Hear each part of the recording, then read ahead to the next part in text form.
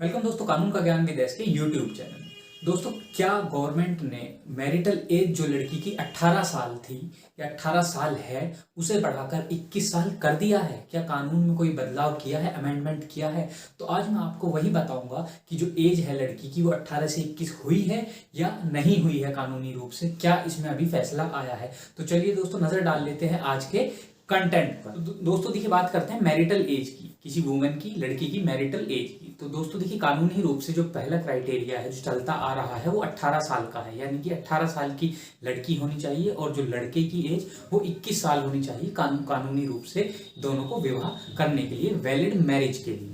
अब बात करते हैं कि क्या एज लिमिट जो है वो लड़की की भी 21 साल कर दी गई है। दोस्तों देखिए, 21 दिसंबर 2021 को जो बिल है लोकसभा में पेश किया गया है, जिसमें कि कहा गया है कि लड़की की जो एज है वो 21 साल हो जानी चाहिए, 18 साल नहीं रहनी चाहिए, 21 में ही लड़की की शादी होनी चाहिए। अब दोस्तों ऐसा इसलिए कहा गया है, जो न्यूज़ में आ रहा है, बताया गया है कि जो पढ़ाई है लड़की की वो 18 साल तक नहीं हो पाती है पूरी तरह से कम डिग्री लेने के लिए 21 साल तक की एज उसे चाहिए। और ऐसा भी देखा गया है, पिछला जो गवर्नमेंट ऑफ इंडिया का हमारा सर्वे हुआ है कि जो लड़की की शादी आजकल हो रही है वो 21 से 22 साल तक की एज में ज़्यादातर शादियां लोग कर रहे हैं। तो इसलिए गवर्नमेंट ने सोचा कि जो एज है वो लड़की की 21 साल कर दी जाए शादी के लिए। इससे उसे डेवलपमेंट का भी मौका मिलेगा, आगे पढ़ाई का भी मौका मिल सकता है, क्योंकि जो लड़कियां पढ़ना चाहती हैं और उनकी शादियां 18 साल तक की एज में हो जाती है तो उनकी जो है पढ़ाई है मिस हो जाती है, फ्यूचर उनका डिस्ट्रॉय हो जाता है। तो इससे एक लड़की को मौका मिलेगा कि वो आगे एक डिग्री भी ले सकती है अगर 21 साल की एज उनकी हो जाती है तब। अब दोस्तों बात करते हैं कि जो 21 दिसंबर 2021 के बाद में शादियां हुई हैं जिनमें लड़की की एज 21 साल से कम है और 18 से ज़्यादा है, तो क्या उन शादियों पर कोई इफेक्ट पड़ेगा?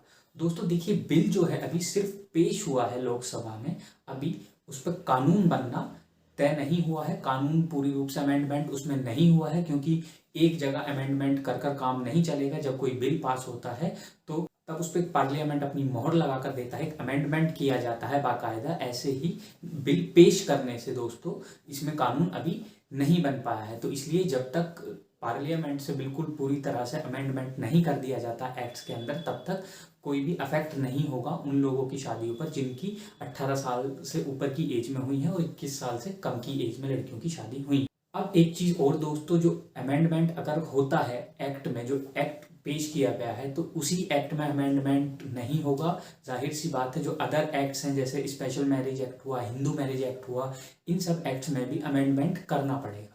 तो इसलिए अभी जो 18 साल की एज है वो ही रहेगी जब तक ये बिल पास नहीं हो जाता है, अमेंडमेंट नहीं हो जाता है सारे एक्ट्स में। अब एक पॉइंट आ जाता है, जो मैरिजेज हैं 21 दिसंबर के बाद में, यानी कि इस बिल के पेश होने के बाद में वैलिड रहेंगी या नहीं।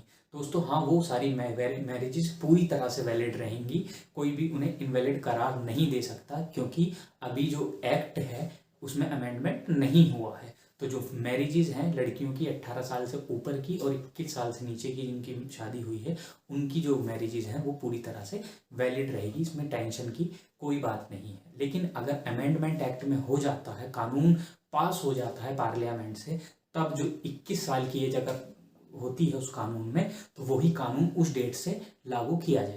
तो दोस्तों ये थी आज की वीडियो, जिसमें मैं आपको बताना चाहता था कि जो लड़की की एज है अभी भी 18 साल ही है, मेजोरिटी की मैरिटल स्टेटस की उसकी, क्योंकि अभी जो एक्ट है उसमें अमेंडमेंट नहीं किया गया है, सिर्फ एक बिल प्रेजेंट किया गया है लोकसभा में।